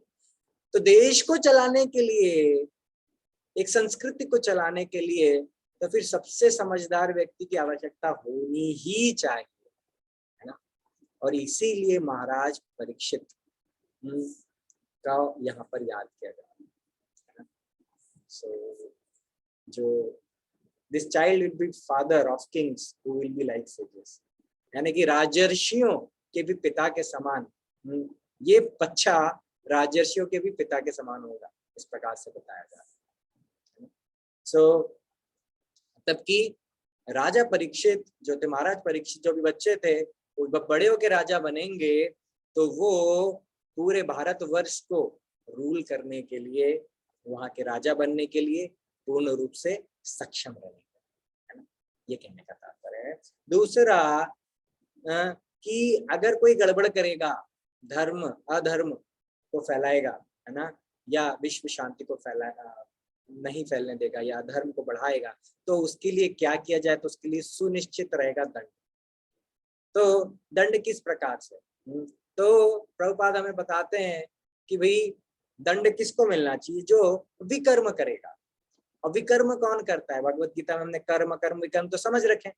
विकर्म मतलब कि 4 नियमों का पालन तोड़ना, मतलब विकर्म, है ना। तो प्रभुपाद ने यहाँ पर हमें बता दिया है ना, wine, women, gambling and slaughter houses, अंग्रेजी भगवान ने लिखा है। कहने का तात्पर्य है कि मीट खाना ये एक नियम तोड़ता है, ये अधर्म है इसलिए। दूसरा, किसी प्रकार का जुआ खेलना, शर्त लगाना, सट्टेबाजी करना, ये दूसरा प्रकार का अधर्म है ना। तीसरा, अवैध स्त्री संग, ये एक है अधर्म। और चौथा, नशा करना, ये भी एक अधर्म है। तो ये 4 नियम इसीलिए हमें बताए गए ताकि कम से कम हम धर्म को समझने के लिए तैयार तो हो जाए। ये हमें इंसान बनाते हैं, है ना। तो इसीलिए हमें इन 4 नियमों के पालन को तो रखना ही चाहिए, और हमें बाकी लोगों को प्रचार में ये समझाना भी चाहिए कि 4 नियमों का पालन क्यों होना चाहिए। अब आजकल के जो राजा लोग हैं, सो कॉल्ड राजा, क्या कर रहे हैं, वो कह रहे हैं, प्रभुपाद ने बताया कि क्या, कि आप देखिए कि जो बुचड़ हाउसेज है, जो यानी कि कत्ल खाने जो हैं, यानी कि गाय को काट के आपको मारना है, तो उसके लिए हाँ देखो ऐसे मत मारो, है ना, हम लाइसेंस देते हैं कि आप मार सकते हो, आपके पास लाइसेंस रहेगा, ड्राइविंग लाइसेंस दे दिया ना, वैसे गाय को मारने का भी लाइसेंस दे देते हैं, फिर आप अच्छे से मारो, फिर आपको आजादी है, जैसे आप नरक जाओगे ही नहीं कभी। तो ऐसे प्रकार से लाइसेंस दे दिया। फिर अभी आपको अगर क्या बोलते हैं उसको, अगर आपको ड्रिंक्स जो है, अगर मदिरा बेचनी है तो उसका भी लाइसेंस ले लो। ऐसे मत बेचो, हमें टैक्स भी दो, हम भी कमाए तुम भी कमाओ, है ना। You scratch my back, I scratch your back. यानी मैं थोड़ा, बंदर होते हैं ना, 2 बंदर बैठते हैं तो क्या करते हैं, फ्री नहीं बैठते 2 बंदर, क्या करते हैं, एक दूसरे की पीठ खुजाता रहता है, दूसरा पहले की पीठ खुजाता है, तो दोनों खुश रहते हैं।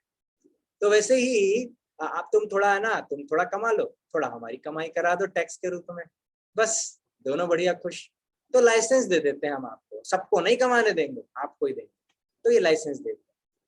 इसी प्रकार से अवैध स्त्री संग करने के लिए, जो प्रोस्टिट्यूशन के हैं, उसके लिए भी कई जगहों पे लाइसेंस दिए जाते हैं। और इवन इंडिया में भी कई ऐसे स्टेट्स हैं जो कि उसको कहते हैं ना, जहाँ पे गैम्बलिंग करते हैं, जो कसिनो होते हैं, कसिनो खोलने की परमिशन, स्पेशली मैंने गोवा के बारे में तो सुना था, बाकी स्टेट्स के बारे में मुझे नहीं पता। वहाँ पे कसिनो खोले जा सकते हैं, मतलब आराम से खूब पैसा लगाओ और खूब सट्टा खेलो और खूब मतलब झूठ बोलो, है ना। सत्य तो गया कहीं, असत, जितना असत संग लेना है वो ले लो, है ना। तो एक बार हम गए थे, यूएस में थे, न्यू जर्सी स्टेट था, न्यूयॉर्क के पास में ही था। वहाँ पे एक शहर था अटलांटिक सिटी। तो हमने कहा भाई बीच बहुत अच्छा है, जाके घूम के आते हैं, मित्रों के साथ चले गए, वीकेंड पे चले गए। तो पता चला वहाँ पे कि वहाँ बहुत बड़े बड़े कसिनो थे, हमें पता नहीं कसिनो क्या होता है। उसमें ज्यादा भक्ति में भी नहीं थे, हमने चलो कसिनो देख के आते हैं।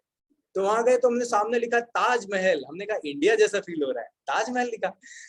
तो वही अंदर गए तो बोले ताजमहल कसिनो था वो, है ना। तो वहाँ बिल्कुल ताजमहल जैसे सुंदर सजा के रखा है, एकदम ऐसा जैसे कि आप बड़े आलीशान महल में आए।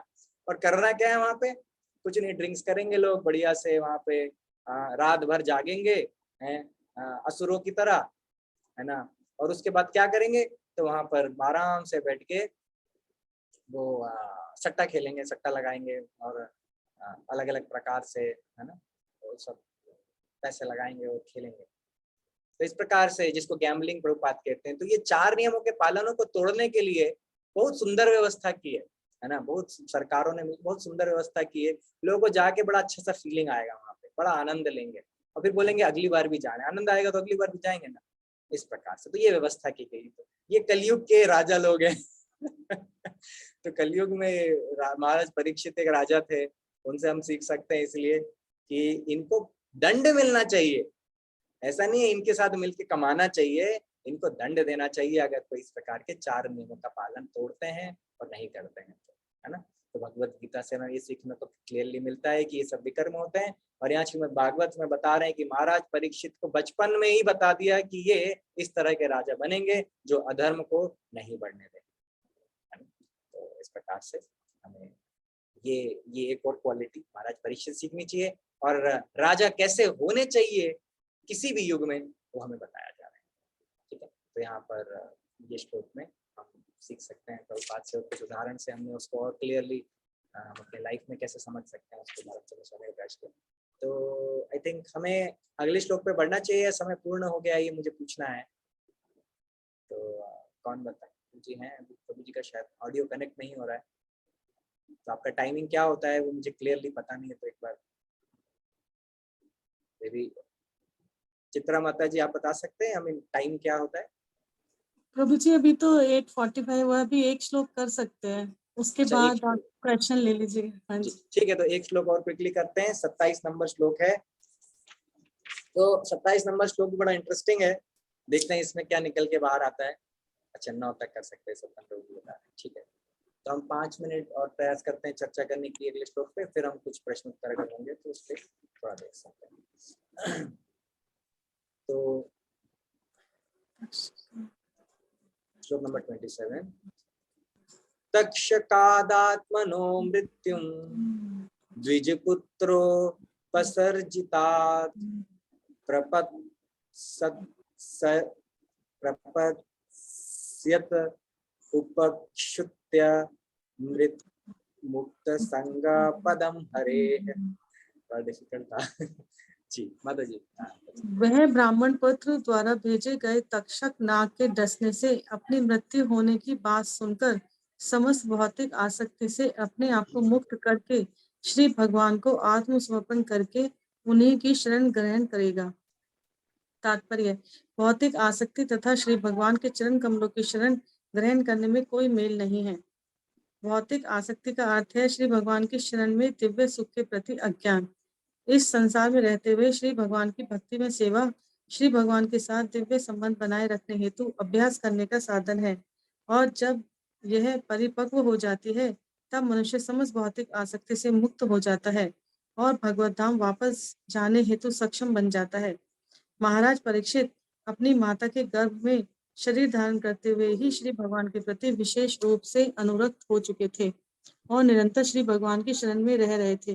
ब्राह्मण पुत्र द्वारा दिए गए शाप के 7 दिन के अंदर ही अपनी मृत्यु की तथाकथित चेतावनी उनके लिए वरदान थी, क्योंकि इससे वे भगवत धाम वापस जाने की तैयारी कर सकते थे। चूंकि वे श्री भगवान द्वारा सदा ही रक्षित थे, अतः यदि वे चाहते तो भगवत कृपा से इस शाप के प्रभाव से बच सकते थे, लेकिन उन्होंने बिना किसी कारण के भगवत कृपा का अनुपयुक्त लाभ उठाना पसंद नहीं किया। प्रत्युत उन्होंने इस हानि के व्यवसाय का सर्वोत्तम लाभ उठाया। उन्होंने निरंतर 7 दिनों तक उपयुक्त पात्र से श्रीमद् भागवतम का श्रवण किया और इस प्रकार वे श्री भगवान के चरण कमलों का आश्रय प्राप्त कर सके।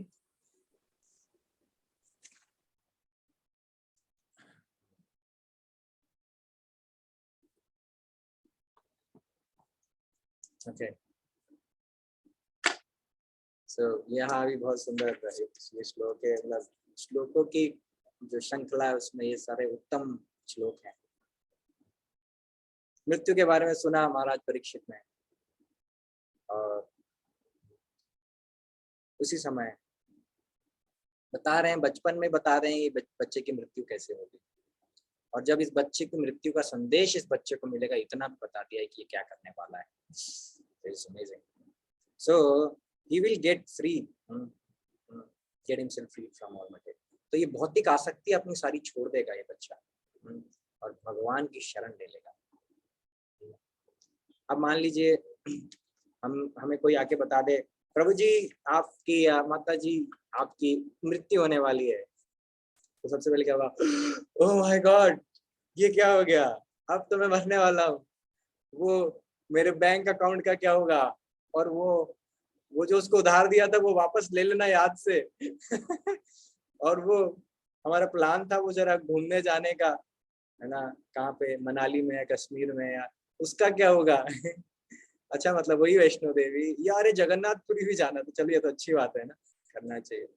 तो कहने का तात्पर्य है, इंसान बोलेगा अरे मैंने इतना बड़ा घर बनाया, अब इसका क्या करूंगा मैं तो जा रहा हूँ, तो मेरी इतनी बड़ी कार थी, है ना, इतना बड़ा घर था, या फिर मेरे बच्चे, या मेरा धन, या मेरे बैंक अकाउंट में पैसे, ये सारी चीजें कितनी इंपॉर्टेंट है हमारे लिए। जब मृत्यु आती है, आपने देखा अभी 2 साल 3-2.5 साल से कोरोना वायरस का प्रॉब्लम चल रहा है, अभी नॉन डिवोटी का ही नहीं, कई अच्छे डिवोटीज भी भगवत धाम चले गए, है ना, तो बीमार हुए और इतने बीमार हो गए कि फिर वापस सुखी नहीं पाए।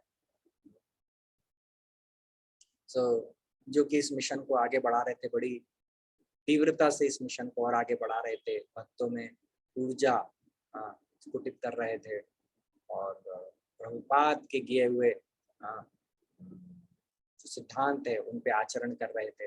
इवन ऐसे भक्तों के बारे में जब पता चला अरे बहुत सीरियस प्रॉब्लम है और अब इनकी मृत्यु हो सकती है, तो फिर ऐसे भक्तों ने, है ना, ऐसे भक्तों ने क्या किया होगा कि हमने इतना कुछ किया, प्रभुपाद की सेवा करी, और अब हमें कोरोना की वजह से जाना पड़ रहा है। तो कोरोना की वजह से जाना पड़ रहा है, यहाँ देखिए परीक्षित महाराज को सांप के काटने की वजह से जाना पड़ रहा है। कोरोना तो फिर भी महामारी हो गई, सांप काट लिया, ये क्या तरीका हुआ है? तो सांप, वो भी उड़ने वाला सांप आके काटेगा और उससे मृत्यु हो जाएगी, अरे बाप रे, ये क्या तरीका। बोले मृत्यु इतनी, अरे किसी अर्जुन से भगवान ने कहा कि अरे युद्ध में लड़ते हुए तुम क्षत्रियो, युद्ध में लड़ते हुए जाके मृत्यु को प्राप्त होगे तो तुम्हारा जीवन, तुम स्वर्ग की प्राप्ति करोगे। जब अर्जुन कर्मकांड के स्तर पे बात कर रहे तब भगवान ऐसा कह रहे थे, मतलब कि वो भी श्रेष्ठ है, और अगर तुम मरे नहीं तो फिर बहुत ही अच्छा, मतलब तुम जीत जाओगे तो फिर तो तुम राज का भोग करोगे, कोई प्रॉब्लम ही नहीं अर्जुन। मतलब कहने का तात्पर्य, अगर क्षत्रिय की मृत्यु हो जाती है और वो अगर भक्ति नहीं भी कर रहा है तो भगवत धाम भी नहीं पहुंचा तो कम से कम स्वर्ग तो पहुंच ही जाएगा। तो वो युद्ध करके क्षत्रिय अगर मृत्यु होती है तो कितनी श्रेष्ठ मृत्यु है। नहीं, यहाँ परीक्षित महाराज को कह रहे हैं कि वो सांप काट लेगा मर जाएंगे, अरे ये क्या हुआ भाई, सांप काटने से मृत्यु हो गई है। तो वो कोरोना की मृत्यु से भी इतना बुरा, मतलब मृत्यु देखिए, ऐसी ऐसी ऐसी क्वालिटी है मृत्यु की। बट मृत्यु कैसे होगी इसका हमें नहीं सोचना चाहिए, है ना। लेकिन मृत्यु को उन्होंने कैसे फेस किया, मृत्यु का जब दरवाजा खुला और उसमें एंट्री करी तो कैसे करी, ये इंपॉर्टेंट। मृत्यु तो सबको आनी है, हम सबको, आपको हम आज अनाउंस कर दे रहे हैं कि आप सबकी मृत्यु होने वाली है, ठीक है। अभी टाइम नहीं बता रहे हैं, लेकिन ज्यादा टाइम मत सोच के चलिए, कलयुग में जीवन बहुत अल्प है, बुद्धि भी अल्प है, और बहुत ज्यादा समय नहीं है हमारे पास, बहुत कम समय है। आप सबके पास बहुत कम समय है और मृत्यु आने वाली है? अच्छा हुआ ये ऑनलाइन क्लास है, कोई पत्थर नहीं फेंक सकता मेरे ऊपर तो कहने का तात्पर्य ये है कि मृत्यु आने वाली है और बहुत जल्दी मृत्यु आने वाली है। मन में इस चीज को हमें बिठा लेना चाहिए, पहली चीज। दूसरा, उस मृत्यु के लिए हमें तैयार हो जाना चाहिए कि उस मृत्यु को कैसे हमें फेस करना है, ऐसे हमें फेस करना है, ऐसे गले लगाना है कि वो मृत्यु ग्लोरियस बन जाए, है ना, कि वो मृत्यु सब याद रखें, है ना। और वो एक ही तरीका है ऐसा करने का, क्या, कि मृत्यु आने के थोड़ा पहले कम से कम भगवान को पूर्ण रूप से समर्पण हो जाए। और मृत्यु कब आएगी गारंटी नहीं है, तो जितनी जल्दी समर्पण हो जाए उतना ही अच्छा, है ना। तो महाराज परीक्षित की मृत्यु जो है वो इतनी ग्लोरियस थी कि उनके पूरा भागवतम, उसके वो 1 हफ्ते में भागवतम परीक्षित महाराज को सुनाया गया। तो लेकिन हमारे को भागवतम सुनाने के लिए कोई आएगा इसकी भी कोई गारंटी नहीं है, इसीलिए बस कुछ क्लास होती है भागवतम की, वही सुनने को मिलता है, वही पढ़ना है, प्रभुपाद के तात्पर्य है और उसी से शरण बनानी है, भक्तों का संग लेना है, दवा के जप करना है और उसके बाद भगवत धाम की तैयारी करनी है ना। तो मंदिर में आके भक्तों का संग रेगुलरली लीजिए, है ना, एक दूसरे के साथ संग, भगवान की सुंदर सुंदर सेवाएं करिए। आप में से कई लोग भगवान की सेवाएं करते होंगे, कोई भगवान के लिए भोग बनाते होंगे, कुछ मालाएं बनाते होंगे या कुछ मध्य मार्जन करते होंगे, आप में से कई भक्त कर रहे होंगे या कर चुके होंगे, परंतु जितना ज्यादा करें उतना ही अच्छा। क्यों? क्योंकि भाव जो है हमारा जितना जल्दी कृष्ण भावनामृत हो जाएगा हमको उतना ही हमारे लिए अच्छा लगेगा। ठीक है, तो इसीलिए मृत्यु कैसी होगी ये डिसाइड नहीं करेगा हम भगवत धाम जाते हैं कि नहीं जाते हैं, लेकिन मृत्यु के समय हम भगवान के पूर्ण रूप से समर्पित हैं कि नहीं है ये डिसाइड करेगा कि हम भगवत धाम जाते हैं कि नहीं जाते हैं। तो सांप काटने से मृत्यु हो जाए, एक्सीडेंट से मृत्यु हो जाए, कोरोना से मृत्यु हो जाए, फर्क नहीं पड़ता, लेकिन मृत्यु के समय हम भगवान को समर्पण लेके मृत्यु के द्वार में पहुंचे कि नहीं पहुंचे ये जरूर निर्भर करेगा। इसलिए हम सब आज दृढ़ निश्चय लेते हैं, प्रयास करते हैं कि हम समर्पण अपना करें और ऐसा समर्पण करें कि भगवान भी याद करें, है ना, भगवान भी याद करे ये समर्पण किया था। फिर अगली भागवतम होगी, प्रभुपाद का नाम तो उसमें आना ही आना है, प्रभुपाद के साथ 2-4 नाम और आएंगे तो अब देख लो आप लोग तो ठीक है, तो ठीक है, यहाँ पर ये सीरियस टॉपिक है लेकिन हम प्रयास कर रहे थे केवल इसको डिस्कस करने का। तो यहाँ पे आज रोकते हैं आज की चर्चा को। आप लोग का समय देने के लिए बहुत बहुत धन्यवाद।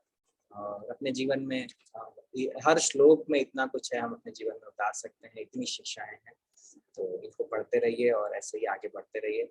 और मैं पूरी उम्मीद करता हूँ अगले वीक में वेदांत चैतन्य प्रभु अपना संग देंगे आप सभी को, और आप लोग बड़े ही सौभाग्यशाली हैं कि प्रभु जी रेगुलरली आप लोग क्लासेस देते हैं। तो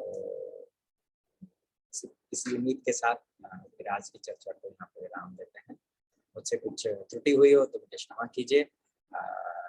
भागवतम के सब्जेक्ट मैटर में मुझे अभी मैं ही बच्चा हूँ अभी जन्म हुआ है मेरा, परीक्षित महाराज टाइप, तो अभी मुझे कुछ भी नहीं आता है, परंतु प्रभु जी ने जो चलाया है, इनिशिएटिव लिया है, हर हफ्ते होना ही चाहिए चर्चा, ये रुके ना, इसीलिए बस प्रभु जी की सेवा में हम लोग मिलकर सब लगे हुए।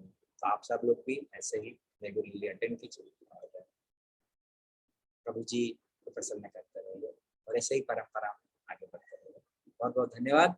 आप में से किसी को कुछ अपना शेयर करना चाहते हैं, कुछ विचार या कुछ प्रश्न पूछना चाहते हैं तो क्विकली पूछ सकते हैं, 1-2 प्रश्न और फिर हम क्लोज करेंगे।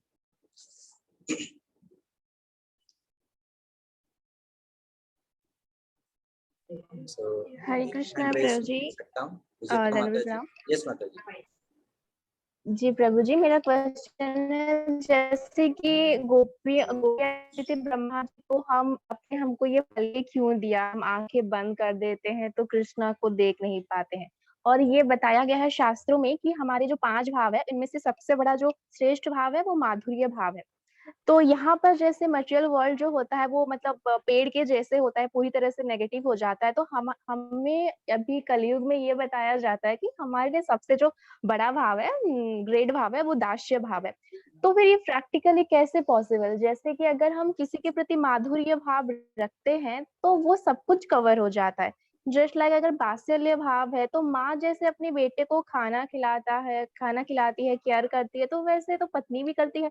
दास्य भाव जैसे कि है कि बताया गया है कि पत्नी को मंत्री के जैसे मंत्रणा भी देती है, अच्छे विचार भी देती है, दासी जैसे सेवा भी करती है, माता जैसे खाना भी खिलाती है, शांत भाव, सब कुछ कवर हो जाता है माधुर्य भाव में। तो फिर अभी यहाँ पे दास्य भाव को सबसे श्रेष्ठ क्यों बताया गया है? अभी भी तो हमारा अगर श्री कृष्ण के प्रति माधुर्य भाव आता है तो हम कृष्ण के लिए वो सब कुछ कर सकते हैं, उनकी सेवा भी कर सकते हैं, खाना बनाकर खिला सकते हैं और सब कुछ भाव आ सकता है, शांत रूप में भी सेवा कर सकते हैं। तो फिर क्यों दास्य भाव को सबसे ज्यादा श्रेष्ठ बताया गया है? तो मेरा क्वेश्चन है प्रभु जी।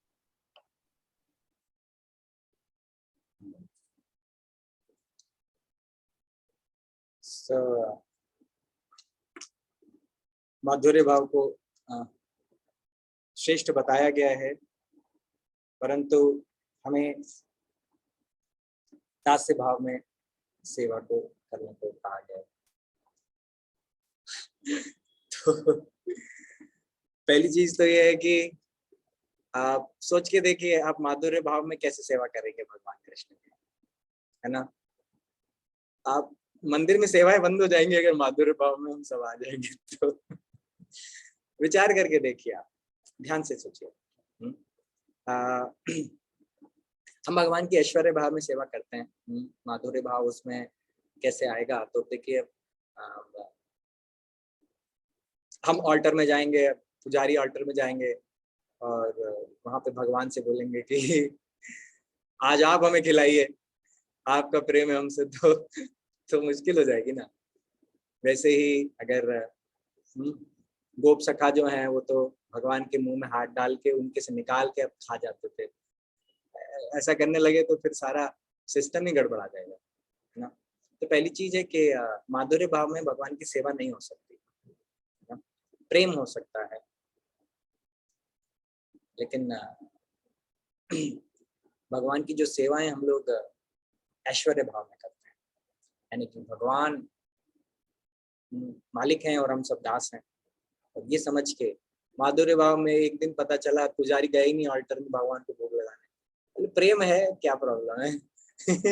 आज भगवान मेरे घर आ जाएंगे खाने पाने के लिए, तो मैं आज नहीं जाता, चलो ठीक है।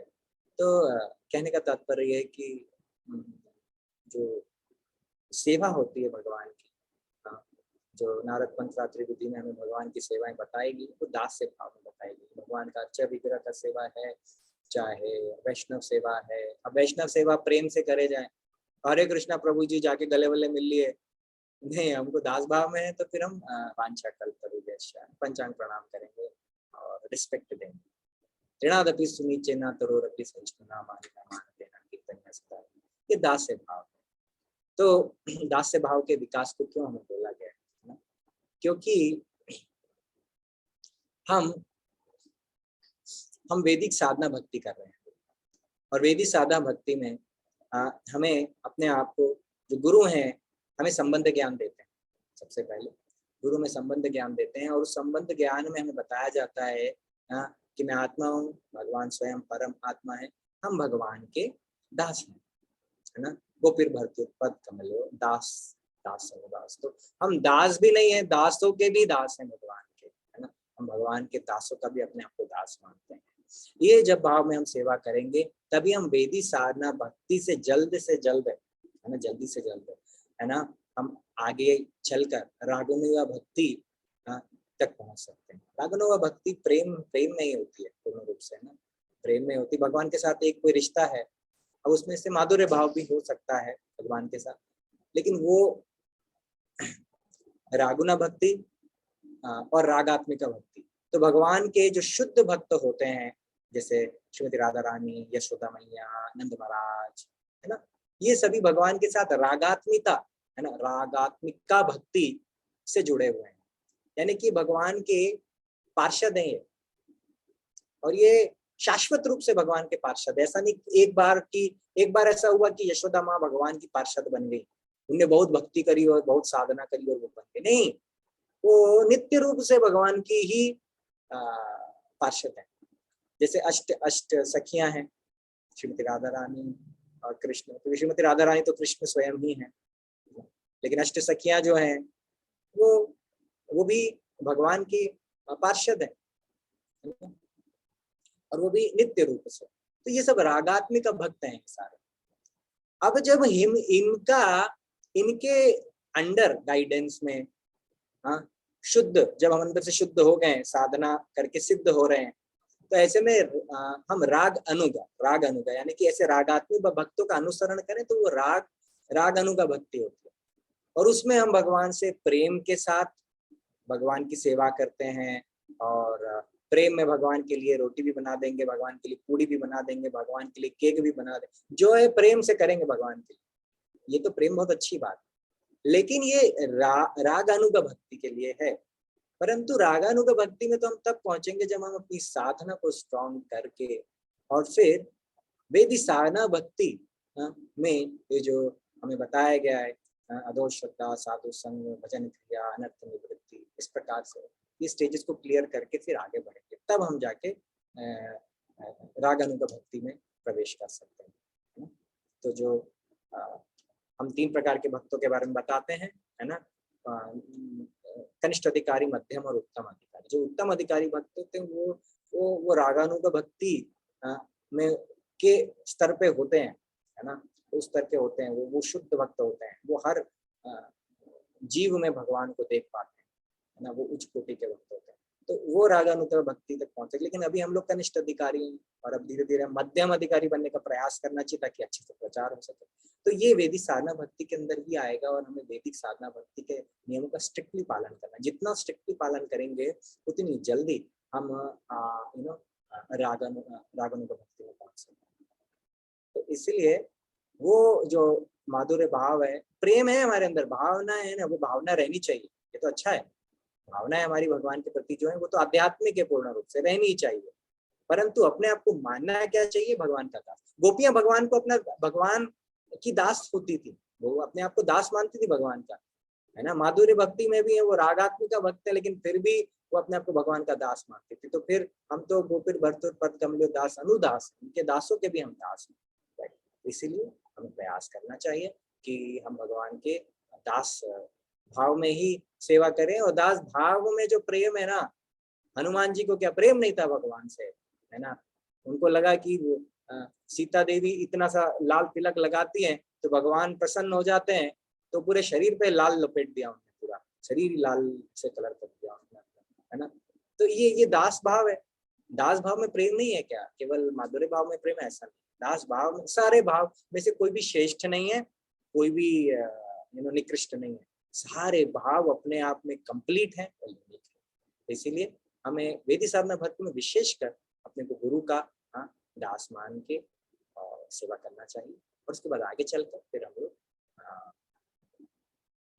जैसा जैसा गुरु कहें, जैसे जैसे हमें सीनियर भक्त कहें, उसके निर्देशानुसार हम पालन करते रहना चाहिए।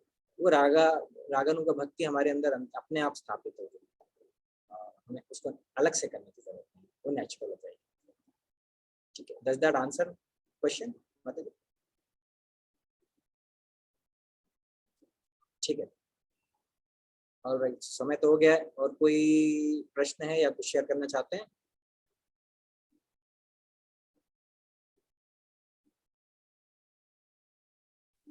ठीक है, तो फिर आज के हम डिस्कशन को यहाँ पे क्लोज करेंगे और आप लोग के आने के लिए बहुत बहुत धन्यवाद। ग्रंथराज श्रीमद् भागवतम की जय, श्रील प्रभुपाद की जय। Hare Krishna. Thank you so much Jiva Gopal प्रभु जी, आज के इतने सुंदर डिस्कशन के लिए। और we are very fortunate, we all are very fortunate that आज हमें आपके मुखारबिंद से इतने सुंदर श्रीमद् भागवतम कथा सुनने का अवसर प्राप्त हुआ। और आज हमने सुना परीक्षित महाराज के ग्लोरीज सुना, आज प्रभु जी से परीक्षित महाराज के चरित्र के बारे में सुना। आज हमने सीखा कि किस प्रकार से हमारा व्यवहार होना चाहिए भगवान के साथ, किस प्रकार से हमारा व्यवहार श्री गुरु के साथ होना चाहिए, कैसे हमें भक्तों के संग व्यवहार करना चाहिए, और किस प्रकार इसी प्रकार से हमने सीखा कि हम कैसे भक्ति में अग्रसर हो सकते हैं। तो हम बहुत बहुत प्रभु जी के कृतज्ञ हैं कि प्रभु जी ने अपने इतने कीमती समय में से हमारे लिए समय निकाला। तो हम प्रभु जी से निवेदन करते हैं कि आगे भी इसी प्रकार से हमें अपना एसोसिएशन देते रहिएगा। और हम प्रभु जी का एक बार हरे कृष्ण महामंत्र बोल के धन्यवाद देंगे। हरे कृष्णा कृष्ण कृष्ण हरे हरे, हरे Ram Ram Ram Hare Hare. Thank you so much प्रभु जी। हरे कृष्णा, जय।